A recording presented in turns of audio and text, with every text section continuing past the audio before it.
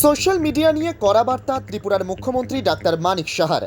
সম্প্রতি সোশ্যাল মিডিয়ায় ভারত এবং পাকিস্তানের যুদ্ধ আবহ নিয়ে ভারতের একাধিক ব্যক্তি পাকিস্তানকে সমর্থন করে একের পর এক ভারত বিরোধী মন্তব্য করে যাচ্ছে। এবার সোশ্যাল মিডিয়া নিয়ে কড়া বার্তা দিলেন ত্রিপুরার মুখ্যমন্ত্রী ডাক্তার মানিক সাহা। সোশ্যাল মিডিয়াতে লেখার কোনো দরকার নেই, খুব শীঘ্রই স্পেশাল এক্সিকিউটিভ নিয়োগের তালিকা প্রকাশ করা হবে, সাফ জানিয়ে দিলেন মুখ্যমন্ত্রী ডাক্তার মানিক সাহা। উল্লেখ্য, ভারত বিরোধী পোস্ট ও ভারতবর্ষের স্বরাষ্ট্রমন্ত্রী অমিত শাহকে নিয়ে কুরুচিকর মন্তব্য ফেসবুকে শেয়ার করার অভিযোগে ত্রিপুরা সিপাহীজলা জেলা বিশালগড় থানার পুলিশ দুর্গানগর এলাকা থেকে জাহির উদ্দিন নামে এক ব্যক্তিকে গ্রেপ্তার করেছে। তার পিতার নাম এমডি শাহজাহান।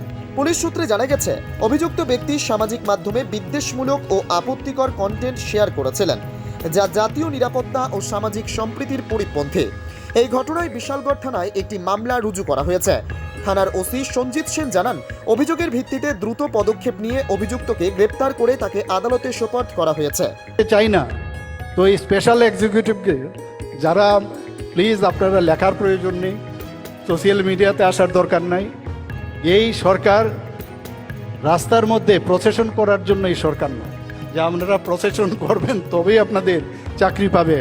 ঠিক সময়ে, সঠিক সময়ে এই ৬,০৬৭ আমাদের যে স্পেশাল এক্সিকিউটিভ, সেটাও আমরা তালিকাভুক্তের, তার রেজাল্ট আমরা প্রকাশ করব এবং তাদেরকেও আমরা চাকরি দেওয়ার ব্যবস্থা করব।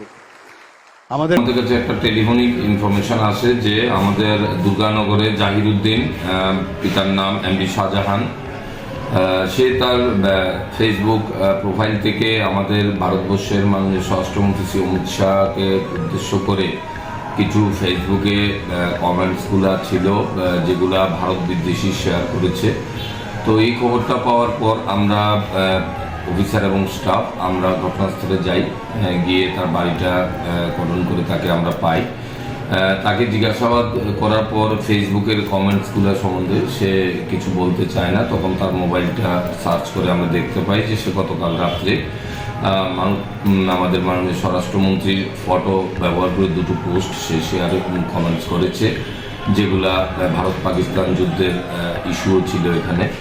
তো তার পরিপ্রেক্ষিতে আমরা তাকে থানাতে নিয়ে আসি এবং এই পোস্টগুলির ব্যাপারে কোনো সদুত্তর দিতে পারিনি। এই পরিপ্রেক্ষিতে আমরা তার মোবাইলটা সিজ করি এবং তার বিরুদ্ধে একটা আমরা স্পেসিফিক কেস রেজিস্টার করেছি। আগামীকাল আমরা তাকে কোর্টে প্রেরণ করব। এটা কি সে ব্যক্তিগত মোবাইল থেকে করেছে? তার আইডি থেকে? ব্যক্তিগত মোবাইল আইডি থেকে, মানে ওর ফেসবুক আইডি থেকে? ওর ফেসবুক আইডি থেকে। মানে ফেসবুক আইডিও ওর নামই নাকি? হ্যাঁ, ওর নামই আছে এবং এটা আমাদের মাননীয় স্বরাষ্ট্রমন্ত্রীর ফটো ছিল।